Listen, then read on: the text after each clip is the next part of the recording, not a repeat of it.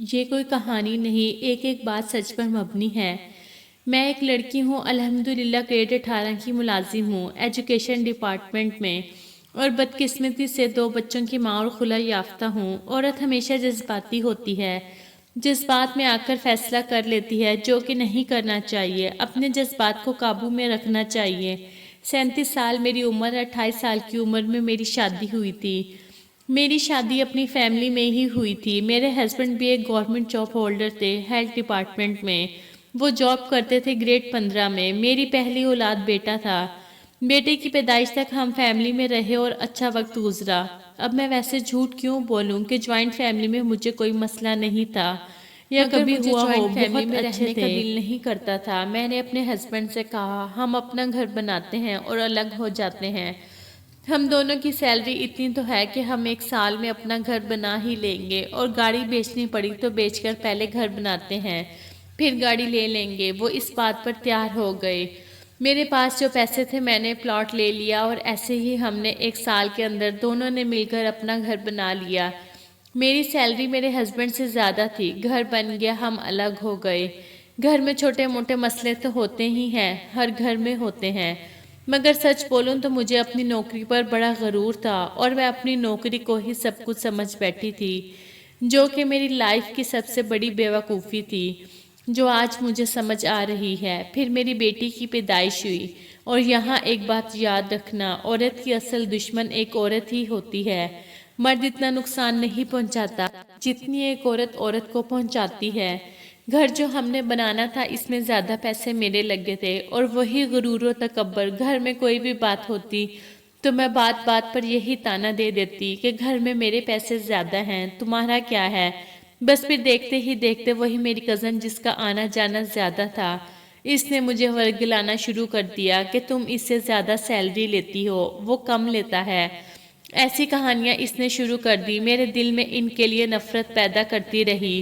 اس قدر اس نے زہر گھولا کہ میں اپنے بچوں تک کو بھول گئی، یہ بھی بھول گئی کہ میرے تو 2 بچے بھی ہیں۔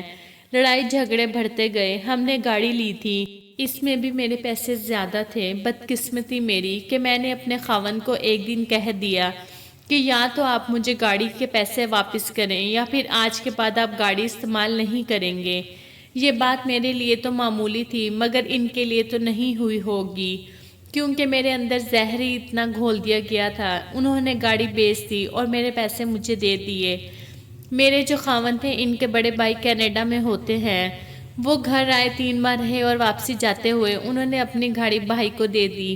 وہ کافی مہنگی گاڑی تھی، مجھ سے نہ برداشت ہوئی، تو میں نے ایک دن مطالبہ کر دیا کہ گھر میں جو میرے پیسے لگے ہیں مجھے واپس کرو۔ اور یہاں پر ایک اٹل حقیقت وہ یہ ہے کہ سب کچھ میں اس لیے واپس لے رہی تھی کہ میں اپنی اس کزن کی باتوں میں آ کر خلا کا فیصلہ کر چکی تھی۔ اللہ اس کو بھی ہدایت دے، مگر جو ایسے کسی کا گھر برباد کرتا ہے خدا اسے کبھی بھی خوش نہیں رہنے دیتا۔ انہوں نے وہ گاڑی بیچی اور مجھے میرے پیسے واپس کر دیے۔ باقی جو پیسے بچے تھے انہوں نے نوکری چھوڑ دی اور ان پیسوں سے اپنا بزنس شروع کر دیا۔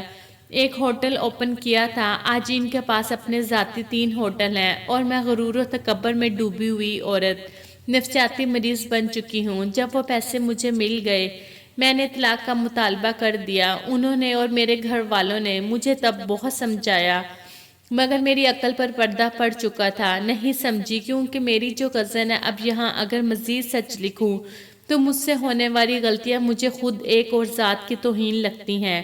بہرحال میں اپنی کزن کی باتوں میں آ گئی۔ اس کا جو دیور تھا اس کی پہلی بیوی فوت ہو چکی تھی، اس کی ایک بیٹی ہی تھی، اور وہ آرمی میں منیجر تھا۔ میں بھی زیادہ کی لالچ میں اور بڑے عہدوں کی لالچ میں اس کی باتوں میں آ گئی اور طلاق لے لی۔ اور میری زندگی کی دوسری سب سے بڑی غلطی، طلاق کے وقت مجھے انہوں نے ایک شرط رکھ دی تھی کہ میں تمہیں بچے نہیں دوں گا۔ میں نے اس شرط کو قبول کیا اور طلاق لے لی۔ عدت پوری ہونے کے بعد میری کزن نے اپنے دیور کے ساتھ شادی کروا دی۔ 4 ماہ وہاں رہی، نوکری بھی کرتی، پیسے وہ سارے لے لیتے، گھر ان کا بہت بڑا تھا، مگر کوئی سکون نہیں تھا، ہر وقت ٹارچر ہی کرتے۔ اپنے بچوں کو چھوڑ کر اس کی بچی کو سنبھالتی، صبح اسکول جاتی تو بچی کو ساتھ لے کر جاتی۔ ان کے گھر میں بڑی بڑی گاڑیاں، ڈرائیور، سب کچھ تھا، مگر میں رکشے پر آتی جاتی اور وہ میری کزن جس کی میں نے ہر بات مانی، وہاں میرے ساتھ اس کا رویہ ایسا ہو گیا تھا جیسے میں کوئی اس کی دشمن ہوں۔ وقت گزرتا گیا، میں آج اس نوکری کو اپنا سہارا سمجھتی تھی۔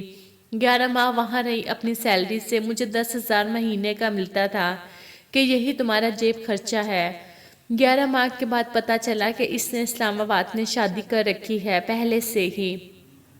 وہاں میں نے بہت نبھانے کی کوشش کی اور یہ طے کر لیا تھا کہ اب کچھ بھی ہو جائے یہاں سے نہیں جانا، مگر وہ بار بار کہتا جاؤ میری طرف سے، تم آزاد ہو، بار بار ٹارچر کرتا کہ کسی طرح میں طلاق کا مطالبہ کروں۔ باپ تو ماں باپ ہوتے ہیں۔ ایک دن ابو نے مجھے کہا کہ کوئی بات نہیں، تم واپس آ جاؤ گھر، وہاں ایسی اذیت بھری زندگی نہ گزارو، وہاں سے بھی طلاق ہوگی۔ واپس آ گئی اپنی امی ابو کے پاس۔ ابھی 2 ماہ پہلے میرے ابو کی وفات ہو گئی، وہی میرا سہارا تھے۔ بھائی 4 سب شادی شدہ، ان کی اپنی زندگی، اپنے بچے۔ اب میری حالت یہ ہے کہ سیلری تو میں لیتی ہوں، وہ جاب جس پر مجھے بڑا غرور تھا وہ مجھے کوئی سہارا نظر نہیں آتی، پیسے تو آتے ہیں، لگاؤں کہاں؟ آج میں نے یہ تحریر لکھی، بہت دکھی تھی۔ آج امی کے اصرار پر مجھے میرے بچوں سے ملوایا گیا، میں نے ان کو گاڑیاں اور کچھ کھلونے لے کر دیے، ان کے باپ نے ابھی کچھ دیر پہلے واپس لوٹا دیے، اور میرے بچے اپنی دوسری ماں کے ساتھ خوش ہیں۔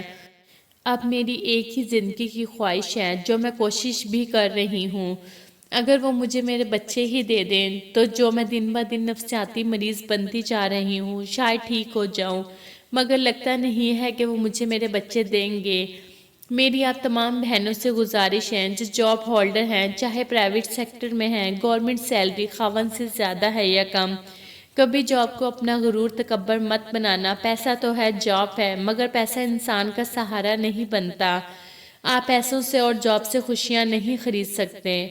دوستو میری ویڈیو اچھی لگی ہو تو پلیز میرے چینل کو سبسکرائب کر کے ویڈیو کو لائک کر دیں۔